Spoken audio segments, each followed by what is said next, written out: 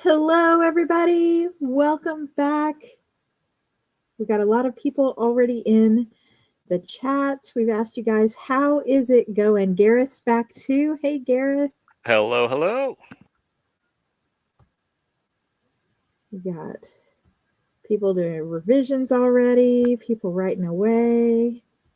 Fun challenge. All set up for the final line. Great, bit of fun challenge so far. Yeah, I suppose we can start today before we really get into it. I'll throw it out to the audience here. How are we finding it? How's it going so far? Has it been a challenge? I always hope to keep it a bit of a light challenge, not too crazy. So I just hope that it's been fun so far. So yeah, sound off in the chat there. How's it going? Mm-hmm. We got Stormy sharing, feeling some compassion for scriptwriters who are tasked to do rewrites. I love this. Wee! Finding conjunctions. And remember, it's not all conjunctions, just the sentence starters. We're going to run back through the last few weeks' guidelines very, very quickly and twist very quickly. But essentially, Gareth and I want to stress again this week, don't overthink it, right, Gareth? Don't Yes. put yourself through more work than you have to. Do not make it harder on yourself. Yeah. No, but we're going to try to keep this as simple as possible for you guys. So with that, today is the final twist that you will have. We're going to give you the closing line that Gareth has cooked up, which I'm very excited about. And then we will be opening submissions. We'll talk about dates a little later on in the live. So just recap really quickly that ultimately our goal for this challenge is to help you practice flexibility as a writer with your content and do it while having fun. So we are asking you to write a new short story. Don't dust off something that you have in the trunk and just touch it up. We want you to try to push yourself a little bit. Go ahead and start. If you are just now joining and you think you can pull off writing a short story in a week, run for it. And then have fun. So make your story. You get to retain all the rights to your work. So, Gareth, do you want to remind everybody of the twist, starting sort of with that opening line? Yeah, so the twist that we've had so far, the opening line must be the Wi-Fi password changed itself every 3 minutes. Like if you are arriving to the journey here mid-flight, I should say, I haven't started yet or anything. This is the line. It has to be used verbatim. Your story starts this way. There were two caveats that I would allow there. You can change the format of Wi-Fi. You can add a dash in the middle and capitalize it like a proper noun. Sometimes it's written that way. I just find that a kind of modern way is just Wi-Fi, this sort of withy, all one word. You can write it. You can change the formatting of that if you like. Or the line can also be a line of dialogue. If you want to have somebody say it to open the story, then do that. Then we have the first twist, which was a content-related twist. Yes, and the story must include a major character who never speaks aloud. I don't know if you have the slide for defining a major character, kind of coming up after this before I say it, but there is always the question of like, okay, well, what is a major character? It's like, can I throw in somebody who's just kind of standing on the street that the main characters see and that person never speaks? No, you cannot. A major character is somebody whose actions or presence in the story greatly affects the way the plot develops and especially or hopefully the way everything resolves. They should have it's a major character. They have a major impact on how things go. And one of your characters of that sense must never speak aloud. And we had a lot of questions as we went about, well, can they send a text? Can they be contacted only through text messages or things like that? Yes, as long as they're never in a scene where we kind of quote unquote hear them, like we're a character standing in that scene and we hear this person speak. As long as that never happens, you're fine. They can communicate in other ways, including like sign language, body language. There was also the question of non-human characters, like can a dog bark or can a cat like make meow noises? No, they cannot, because that's how they verbally communicate. So that would be verbal communication. That's technically them speaking. So, but they can be non-human and they can say nothing. They can have their own body language and things like that you go off of. I think things like that, and it's why I like this as a twist.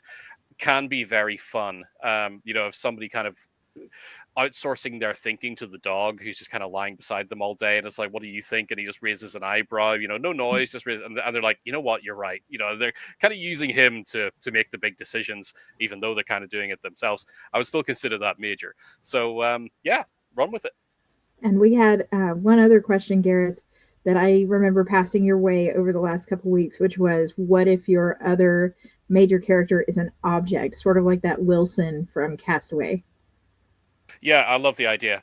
It's tough, but that's much along the same lines. Wilson became a character in that story because he was so well characterized, and that was because of I can't remember the character name, forgive me, but Tom Hanks's character was kind of doing that thing I was just saying with the dog. It's like bouncing all of his frustrations. I'm carving puns everywhere I go, and I don't even have to think about it these days. But he's kind of bouncing these ideas off a ball, and that ball, by the way it kind of affects his thinking and allows him to untangle threads. It's just kind of a focus for him, but that characterizes the ball, and especially giving it a name and him putting a face on it and all of that actually makes Wilson a character. So yes, if you can pull something like that off, that would be phenomenal. Yeah. Another good example for my Disney loving fans, we have in Frozen how they always make, is it the moose talk? And you're going, oh, this is a bad idea, but he never actually talks out loud, right? So, yeah. All right. Twist number 2 was more of a technical related twist, that your story could contain 0 sentences that begin with a conjunction. And to simplify this and make sure we're all on the same page and keep anybody from cutting out conjunctions that aren't at the beginning of a sentence or worrying about the type of conjunction at the beginning of the sentence, we are going to simplify it down to this. If you go to AutoCrit, if you open the writer's desk and you put your story in there, or you've already written it in there, you go to the word choice tab and you click on sentence starters. That list should be blank. As long as that list is blank, you're good. Get rid of anything that's on the list. That is the short and simplest way I can tell you, because that is what we are going to be using when we are doing our judging. Yeah, that's a little bit of a little cheat code for you. Yeah. Is keep Don't that in mind. agonize over it. Just open the report. That's how they'll be tested for ease of speed. The stories will just be loaded in there, tested with that report, make sure it comes back 0. So if you manage to sneak something in that is technically a conjunction but didn't get detected, then you might slip through. But that's the way it's going to be tested. Yeah. We've got so many great participants, and we're just going to do this. We have unlocked that report. It is typically a pro member exclusive report. We have unlocked it for you guys if you registered for the challenge. So if you have not officially registered yet, please do so. That will not only enter you in the prize pool for prizes, but it will also unlock that pro member perk so that you can actually click that report and save yourself all that time and trouble. Do it. And then the final line, Gareth, the moment everyone's been waiting for. The final line, once more, is going to have much the same rules as the first line. This is a line which you must finish your story with absolutely verbatim. Seems they had the last laugh after all. And again, you can make it dialogue if you like. It can be a character who kind of finishes off the story by saying this, if that's the way you want to use it. But otherwise, you got to find it. That's the challenge now. Find a way to fit this in. And it's not only, this is where the brain burning starts in earnest. Not that it hasn't already started, but it's going to get to a bit of an inferno now, I think. Is not only using the line, but making it contextually relevant and satisfying, as an ending to your story. How to, without scrapping everything, how can you rewind a little and switch tracks so that this line, when it arrives, carries the necessary punch for a great little finish, and is contextually relevant to the rest of your story. Can be tough, although I just see Cecilia's very happy with it, so we might have an easy win there. Mm-hmm. And just like the opening line, it's okay if it's in a quote as long as it's as is in every other regard, right, Gareth? Yes, yeah. Yeah, so your opening line and your last line, yes, you can put it in a quote, but no, you can't change it to a question mark at the end or an exclamation point. It needs to be as is. Can't change they to a specific character. So just keep that in mind I will give one caveat here for flow on this one, because Dix has just managed it, kind of raised it there. Can you adjust the comma? You know, if you want to take the comma out for your own sort of voice and your own flow, absolutely, yeah, you can lift the comma, because it'll still work as one sentence. But I tend to find generally, after all, as a finisher tends to have a comma just before it. But feel free to adjust that if you like. This does not have to be a quote. That's why it's not in quotation marks. We're just giving you the permission to add quotation marks if you want to do so. Oh, I'm excited for this. So if you're tuning in today and you're like, what have I just seen? How do I get on this?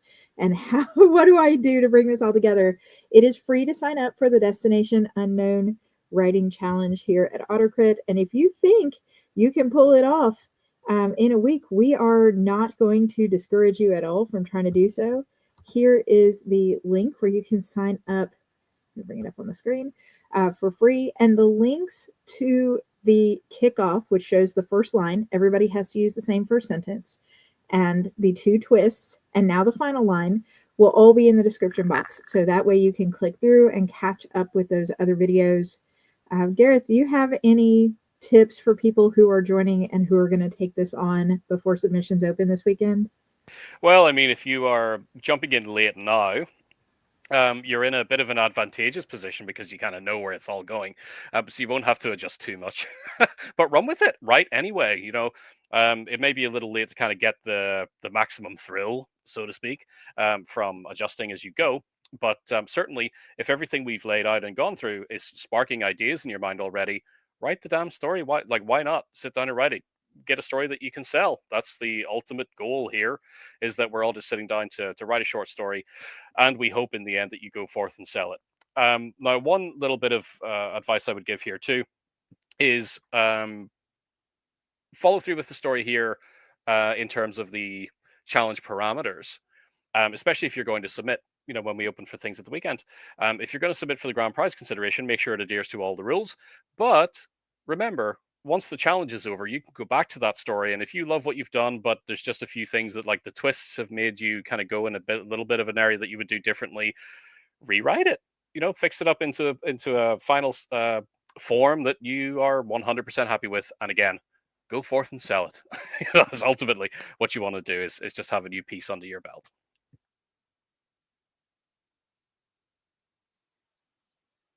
Yeah, we are doing this for fun and also just for writing practice, right? That's been the whole thing. If you got in and this feels like it's going to screw everything up, try your hardest to make it work. Again, we're just doing this to strengthen our flexibility as writers, because you never know when you're going to get a dev edit back and the dev editor says you have a giant hole here, or you need to make this consistent there, or your reader expectations change and you want to adjust something about your book for your reader's sake. So there's practical reasons that you want to be able to be flexible in your work, and hopefully this is just a fun place to give that a shot, right? Exactly right. You see Thula in the comments there. At least it wasn't "Wow, what a dream." It's like, and it all was but a dream. I think I would probably hear people punching their monitors across the world if that was the case. That it was all a dream. Wait, what? And I think this one it's a little easier than the one we did in the past with the "I'd rather be a bird than a fish." That was a real toughie. So if this is your first time doing one of these Destination Unknown challenges, yeah, you can go back actually on the YouTube channel and find one of the early ones that we did. There's the live stream still there on the recording, where the final line was "I'd rather be a bird than a fish," and I think the chat on that one was quite interesting. It's like, what am I supposed to do here? Destination Unknown has been a great way to just make me think differently, because I was an AutoCrit member. I've shared this before. Before I came on board the AutoCrit team, the first time I saw Destination Unknown, I was just a lifetime member. And I remember going along with it. And I think that year the tenses had to be a certain tense or something. I can't remember exactly what it was. And everybody was like, oh no, I have to reshift the whole thing, you know? It was great, but it was good fun. And a lot of the stories are things that inspire bigger works. We've heard members share that their stories went on to be published in different formats too. So that's great. We're really excited for you guys. Just going to catch a couple of comments there. There was, it can be anyone in the story that this line refers to, right? It's not just referring to the non-speaking character. Correct. Yeah, anybody. It can be referring to anybody or even anything, an organization or whatever, as long as it, again, contextually fits within the confines of your story. Tracy's asking, where can we find the tab for editing? So since we have just a minute, I'm going to go ahead and bring AutoCrit back up and share with you guys. Let me pull up my screen really briefly. Just while you do that, I'll mention Marcio, just to be sure, are quotation marks okay? Yes, you can turn it into dialogue. Yeah. Okay, here we go. No, it's not specific to anything. You've got to tell us what it's talking about. This is the AutoCrit homepage. When you sign up for the challenge, you are given a free AutoCrit account if you did not already have an AutoCrit account.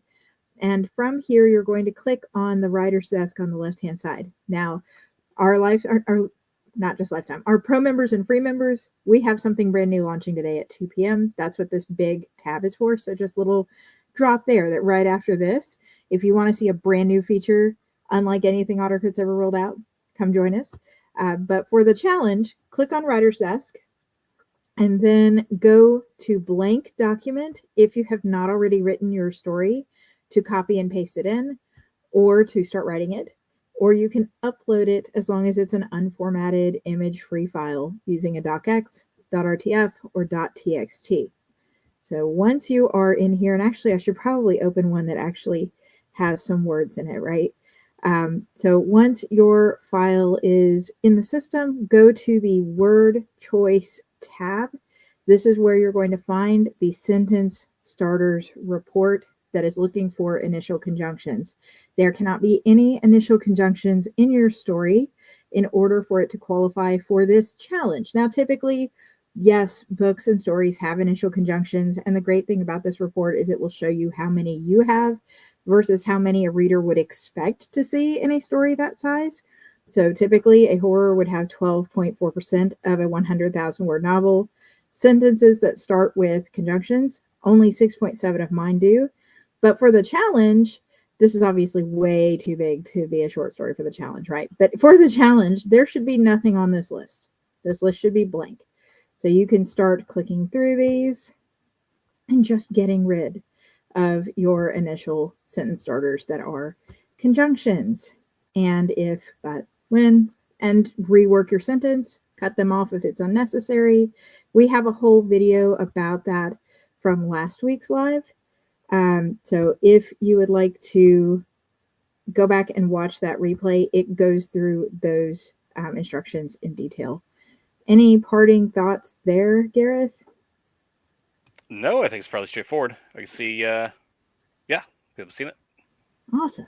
Okay, so let's talk about submissions. We have a little bit of an announcement to make on that regard, and then we will let you go finish up your writing. Go ahead and I'll leave the final line screen up for anybody who wants it. But basically, Gareth, we are extending the time that you have to get us your story so that you can work in your final line. We have extended it so that it will open at 11:59 a.m. on Friday, the 28th of March, and it will close at 11:59 p.m., which is midnight, on April 1st. So this gives you the weekend and early beginning of next week to get your story in. We will be coming back, or I will rather be coming back on Friday at launch time for submissions to walk you through how to submit step by step here on YouTube. So please come back and hang out with me on Friday.